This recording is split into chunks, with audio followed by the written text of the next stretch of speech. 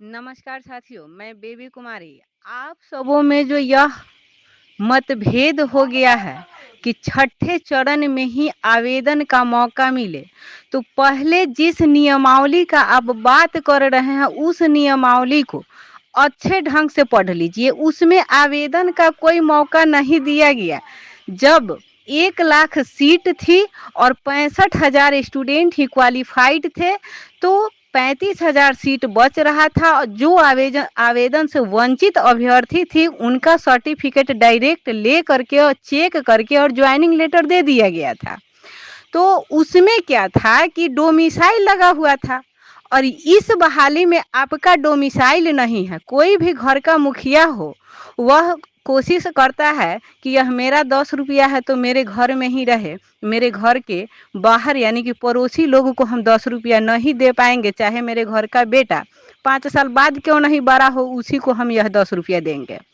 वही बात है जो हमारे बिहार के आईएएस लोग हैं या हमारे डायरेक्टर साहब हैं, वो भी यही देख रहे हैं कि यदि हम इस बहाली में इन लोगों को एंट्री दे रहे हैं तो सीमावर्ती लोग भी आएंगे। यही रीजन है कि हम लोगों को रंजीत सर कह करके भी नहीं दे पाए।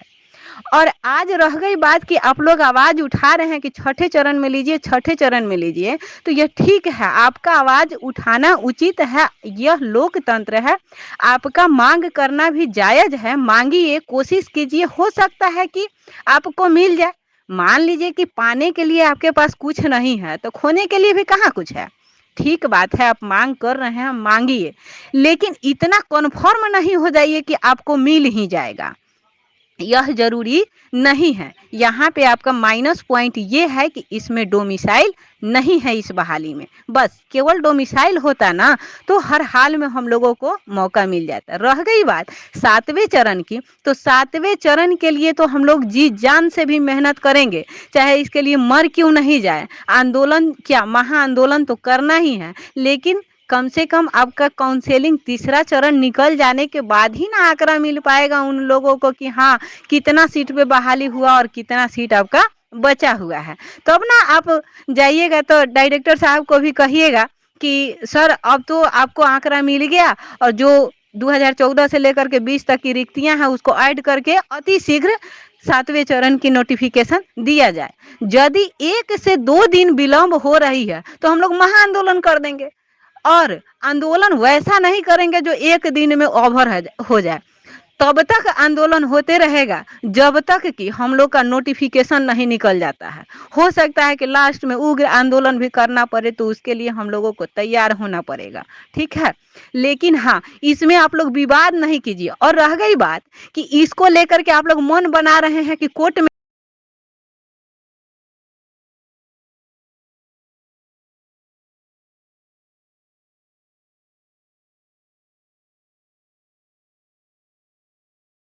मन बना रहे हैं कि कोर्ट में चलिए कि हमको छठे चरण में मौका मिल जाए, तो यह आपका उचित नहीं है कहीं से भी। और दूसरे के भड़कावे में, दूसरे के बहकावे में आप लोग नहीं जाइए, ठीक है। हाँ, बात विचार करना है, आप जाइए प्राथमिक शिक्षा निदेशक जी के पास, मिल करके बात विचार कीजिए, शिक्षा मंत्री जी से मिलिए, मिलकर बात विचार कीजिए। यदि इस पे उचित है तो आपको मिल जाएगा, नहीं तो जो जो बहाली निकल गई है उसको निकलने दीजिए, ताकि आप 7वें चरण के लिए लड़ाई कीजिएगा। और नहीं तो ऐसे ही लड़ते रह जाइएगा, पता चलेगा कि 2029 भी आ गया, न जुलाई वाले को ज्वाइनिंग लेटर मिला और ना आप लोग का काम आगे बढ़ रहा है। इसलिए जो हो गया है उसको जाने दीजिए। वैसे भी आप कोर्ट में केस लेकर के जाइएगा ना तो आपका केस आगे बढ़ेगा ही नहीं, यह मैं चैलेंज देती हूँ, ठीक है। और अगला जो कह रहा है कि कोर्ट में केस कीजिए, कोर्ट में केस कीजिए, वह पर्सन हम लोगों से 12 लाख रुपया लेकर के मुजफ्फरपुर में अपना बिल्डिंग ठोक लिया, ठीक है। और इस बार भी ए स्टेट पास लड़का काहेला सीटेट में इतना मेहनत करेगा। रीजन क्या है कि ए स्टेट में गया लड़का दाल गलाने, ए स्टेट वाला कूट दिया बढ़िया से, और सीटेट में जमीनी स्तर से वह मेहनत कर रहा है ताकि इसमें भी हम सफल हो जाए कि कुछ पैसा खर्चा पानी निकल जाए, कि मेरा कुछ दिन का समय कट जाए। रह गई बात कृष्णा सर का, तो कृष्णा सर आपके कोर टीम के संरक्षण में काम करते हैं और वह आपसे जरूर एजेंट हैं, आपसे ज़्यादा उताहुल भी हैं जॉब के को लेकर के, मतलब कि इतना जल्दी मिल जाए, यदि नहीं मिलेगा तो उनका उम्र एक्सपायर होने वाला है, उस पर्सन को आप लोग कुछ कहते हैं तो यह अच्छा नहीं लगता है, ठीक है। रह गई बात कि जो काम करता है वो तो सुनता ही है, चाहे हमारे नीतीश चाचा हो या लालू यादव हो या मोदी जी हो, जो काम करता है भले का भलाई का उसको गाली देते हैं लोग, इसमें बहुत बड़ी बात नहीं है। और इसमें मतभेद करने की ज़रूरत नहीं है कि आप लोग छठे चरण में चलिए और केस कीजिए, नहीं होता है तो ये गलत है, सरासर गलत है। आप लोगों को मैं फिर से बोल रही हूँ कि केस जो कर रहा है उसको करने दीजिए, आप लोग पैसा नहीं दीजिए, बात खत्म। पैसा यदि दे रहे हैं तो वह गड्ढे में आप फेंक रहे हैं, और 1 रुपया कितना मुश्किल से कमाते हैं शायद यह आप भी बहुत अच्छा से समझ रहे होंगे। हम लोग के जैसे अभ्यर्थी आज के डेट में लॉकडाउन में पेट चला ले रहा है वही बहुत है, ठीक। इसलिए सोच समझ करके कदम उठाइए, और कोर्ट में जाने के लिए आप पैसा नहीं दीजिए, जो जा रहा है उसको जाने दीजिए। धन्यवाद।